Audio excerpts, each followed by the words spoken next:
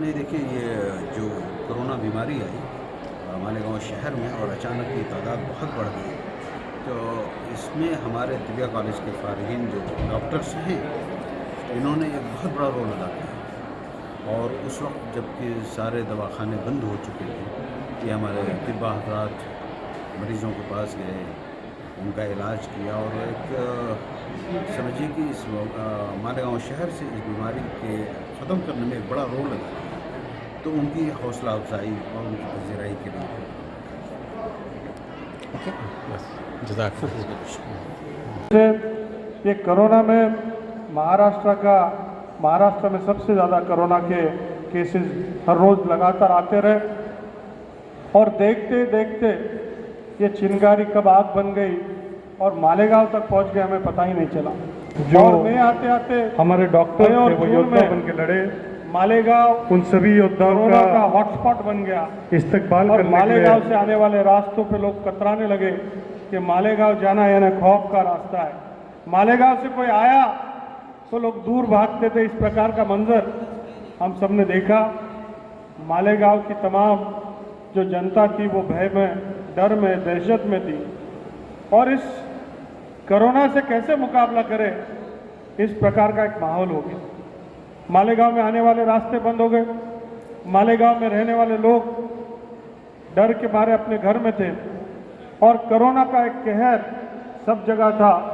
कुछ हमारे जाने पहचाने सुने हुए लोग हमसे निकल गए, चल बसे और कोरोना ये अपने शहर में पहुंच गया। इससे अभी लड़े कैसे ये समझ में नहीं आ रहा था। सारी यंत्रणा, सारा प्रशासन बंद हो गया। एक प्रकार का हैरान हो गया कि कैसे करें। और उस वक्त मैं आप सबको सलाम करने इसलिए आया हूँ कि उस वक्त जब सब चीज़ें बंद हो गई, हमें कोई रास्ता नहीं दिखाने लगा, तब यहाँ के हमारे जो यूनानी डॉक्टर है वो रास्ते पे आ गए। वो अपना थैला लेके रास्ते पे पहुँचे, वो एक योद्धा बन गए और उन्होंने सोचा कि जो होगा वो मुकद्दर की बात है, लेकिन हमें इससे लड़ना होगा, आम आदमी को उससे बचाना होगा। और इस प्रकार से लोग रास्ते पे चले गए और देखते देखते एक इसमें से एक मालेगांव पैटर्न तैयार हो गया।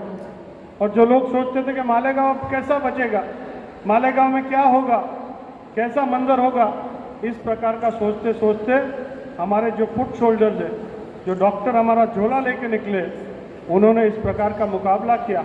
उसमें भाई थे, बहन थे, सभी लोगों ने उसका मुकाबला किया।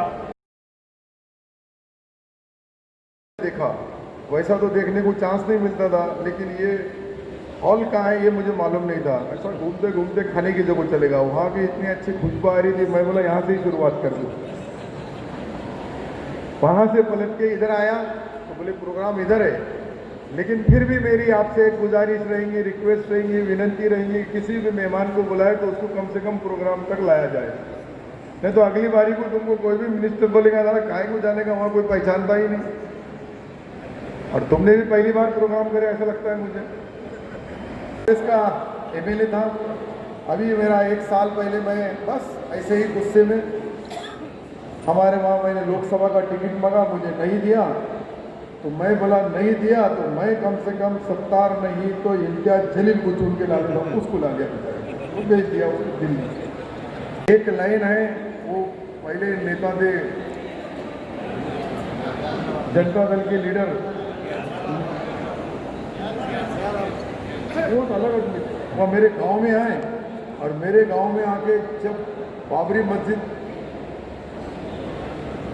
का इतना बड़ा पैमाने के ऊपर बाबरी मस्जिद गिरने के बाद लोगों में नाराज़गी, और निहाल अहमद साहब सिल्लोर में आए और बोले कि कांग्रेस को वोट देना नहीं, बोले कांग्रेस को वोट देने के बजाय संडास के डब्बे में डाल दे चलेगा, और मैं कांग्रेस का उम्मीदवार। मैं बोला बहुत परेशानी लाए लिया साहब। फिर एक बार मैं रशीद साहब के साथ एक गाँव में गया, एक बस्ती में गया, एक बस्ती में जाने के बाद में मुझे अब्दुल रशीद साहब ने बताया, रशीद शेख साहब ने, कि इस शख्स से पूछो कि ये वोट किसको देगा। मैं वो बस्ती में गया, उस एक बुजुर्ग थे, मैंने इनको बोला भाई साहब आप वोट किसको देंगे? तो बोले मैं तो निहाल साहब को दूंगा। मैं बोला क्यों देंगे भाई, वो तो इनकी उम्र इतनी हो गई कि वो मेरे भी दादा की उम्र के हैं, जब उनकी उम्र काफ़ी थी, तो बोले वो तो छोड़ो, अगर मर गए तो उनकी कब्र पे जाके दो। मैं बोला मालेगांव में साला मैं पैदा होना था तो कम से कम इतना मरने के बाद भी वोट देने वाले गाँव में हैं। और वो मुझे अच्छे यार, मेरा दोस्त है रशीद भाई, अभी इनके वालिद साहब को पूछेंगे कि ये सही हुआ था क्या, तो मैं और रशीद भाई हम संगात थे। तो ये मालेगांव के अंदर वो शख्स जो आज हमारे बीच में नहीं है, लेकिन यकीनन महाराष्ट्र की सियासत में इस मालेगांव का नाम उस वक्त था जिस वक्त निहाल अहमद साहब वो मेरे खिलाफ थे, मेरे गांव में आए, मुझे बहुत गालियाँ दी, पर मुझे मालूम है वो जितनी गालियाँ देंगे उतने मेरे वोट पड़ेंगे। मैं इसमें डिलीवरी दी ही नहीं आपने मेरी। हाँ, बाद में बहुत पहले काड़ा थोड़ा आड़ा टेढ़ा था, लेकिन जब वो सीधा हो गया तो हमको भी दे रहे हैं। मैं आसिफ भाई को बोला कि आसिफ भाई कुछ भी करो यार, ये मालेगांव का काड़ा क्या चीज़ है यार, लोगों में इतनी चाहत है, लोगों में इतनी वो जैसा एक आधा पहलवान रहता है बार बार उसको बुलाया जाता है, वैसा ये तुम्हारी जो काड़ा है इसकी जो सिल्लोड शहर में से लेके तो हमारे पूरे चुनाव क्षेत्र में, मैं तो हमारे दुनिया के कलेक्टर को बोला कि यार ये चीज़ क्या है, ये भी लाओ अपने दुनिया में। और अगर दुनिया में अगर आता है, और यहाँ आने के बाद जब मैंने देखा कि इतनी बहनों ने, इतने भाइयों ने, इतने डॉक्टरों ने, जितने आपके यहाँ से इदारे से डॉक्टर हो गए उतने सभी हैं यहाँ के जो स्टूडेंट्स हैं, बराबर है, कोई सीनियर भी दिख रहे हैं बहुत, लेकिन इन्होंने बताया है हमारे, तो मैं बोला अपने ही बोलो ना, तो कहा वहाँ से उठा देंगे और बाहर जाने का टाइम नहीं आना चाहिए। ये बोलते ना, माना कि इस चमन को गुलिस्तान न बना सकेंगे हम, लेकिन जिस राह से ये मालेगांव के लोगों ने ये जो क्रांति की है उनके कांटे जरूर दूर करेंगे। ठीक है, आपके लिए थोड़ा कुछ ना कुछ सरकार ने करना चाहिए, सरकार ने इस इदारे को भी मदद करना चाहिए। मैं तो हमारे चीफ मिनिस्टर उद्धव जी से बोलूँगा कि साहब एक मुसलमानों का एक अच्छा इदारा, मालेगांव की यहाँ की आपका इस एरिया से जो चीज़ बन के निकली और उसका दवाइयों में असर, क्योंकि दवा नहीं थी, कहीं दवा नहीं, कौन सी दवा नहीं, बस चल रहा है, तो आपकी दवाओं का असर हुआ और वहाँ हमारे पास उसका बहुत बड़े पैमाने के ऊपर आने वाले चुनाव में, जब मैं हर बार 30-40 हज़ार से चुन गया था, आपके इस वजह से रावल जी 50,000 वोट तो आराम से बढ़ गए अपने राजकारणी लोग, तुमने बांटे। तो मैं तो मालेगांव के सभी डॉक्टरों को, सभी बहनें भाई जितने डॉक्टर हैं यहाँ, उनका तहे दिल से शुक्रिया अदा करने आया हूँ कि उन्होंने एक क्रांति की। जिस तरह से सीमा के ऊपर हमारा सैनिक लड़ता है, उससे भी ये ज़्यादा अपनी खुद की जान को जोखिम में डाल के जो काम इन्होंने किया है वो यकीनन तारीफ़ काबिल है। और ये जो इनका काड़ा है, इससे कहीं हमारे महाराष्ट्र के नहीं, हिंदुस्तान के कई डिस्ट्रिक्ट में, कई गांव में गया और उसका फ़ायदा बड़े पैमाने के ऊपर लोगों को मिला। यूनानी डॉक्टर यहाँ के जितने हैं उनको मुबारकबाद देने के लिए ख़ास तौर पे मैं मालेगांव में इस प्रोग्राम के लिए आया हूँ। और मैं इसलिए बता रहा हूँ कि मेरे शहर में, मेरे गांव में, हमारे ज़िले में, हमारे डिस्ट्रिक्ट में भी इसका बहुत बड़ा मालेगांव का एक वो जो सिंबल देखने के बाद में लोगों के बीच में का आधा कोरोना तो वहीं ख़त्म हो जा रहा था ना, आधा खाने के बाद ख़त्म हो जा रहा था। सर अभी आरग देखो, इस देश में, इस राज्य में रहने वाला कोई भी जात का, कोई भी धर्म का आदमी, आर्थिक अगर उसकी परेशानी, अगर उसकी दुश्वारियाँ, उसकी तकलीफ़ें देखे तो उसकी समाज नहीं, उन लोगों की तकलीफ़ें क्या हैं, और वो आर्थिक दृष्टिया दुर्बल घटक बोल के जो लोग हैं, वो मुसलमानों को उसके अंदर सच्चर कमेटी का रिपोर्ट आने के बाद में बड़े पैमाने के ऊपर उसके अंदर जो सच्चर कमेटी का रिपोर्ट है, मखदूम कमेटी का रिपोर्ट है, तीनों रिपोर्टों में ये बताया गया कि मुसलमान की माली हालत, उनकी एजुकेशन की है, उनकी नौकरियों में, उनकी व्यापार में, बिजनेस में हालत ख़राब है, इसलिए उनको बैकवर्ड के अंदर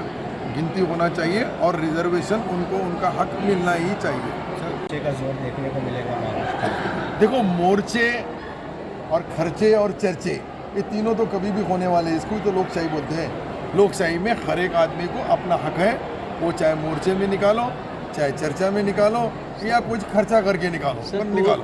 कोर्ट ने जो मुसलमानों को ये बताया कि हमारी जो इसके पहले की ये जो महाविकास आघाड़ी में कांग्रेस और राष्ट्रवादी कांग्रेस है, तब मैं मंत्री था और हमारी कैबिनेट में हमने जो कमेटी बनाई थी उस कमेटी ने इसको मंजूरी दी थी और तब का मुसलमानों को और मराठा समाज को दोनों को रिजर्वेशन मिला था, दोनों को रिजर्वेशन मिलना चाहिए। और वही महाविकास आघाड़ी के आप जो सत्ता के ऊपर है उसमें की 2 पार्टियां हैं। आदरणीय जब से आपने देखा होगा कि शिवसेना के प्रमुख उद्धव जी ठाकरे इस राज्य के मुख्यमंत्री बने, तब से उन्होंने समाज को, धार्मिक को, सारी जातों को, उनकी हिंदुत्ववादी पार्टी ज़रूर है, हिंदुत्ववादी उनकी छवि भी है, इसमें कोई शक और शुबा नहीं है, लेकिन उसके संगात ये महाविकास आघाड़ी के माध्यम से सारी कौम के, सारे धर्म के, सारी जात के लोगों को जहाँ जिनको ज़रूरत है वो पूरी करने का जो प्रोग्राम बनाया गया है। अभी हमारे भाई ने बताया कि उससे कोई बदला जाएगा, कोई बदला नहीं जाएगा। जो प्रोग्राम बना है महाविकास आघाड़ी का वो आखिरी तक उसी तरह से जैसा फेविकॉल का जॉइंट रहता है, इनका तीनों का जॉइंट पक्का है। ये 5 साल चलने वाली सरकार है। राजधानी हो राजधानी, राजधानी।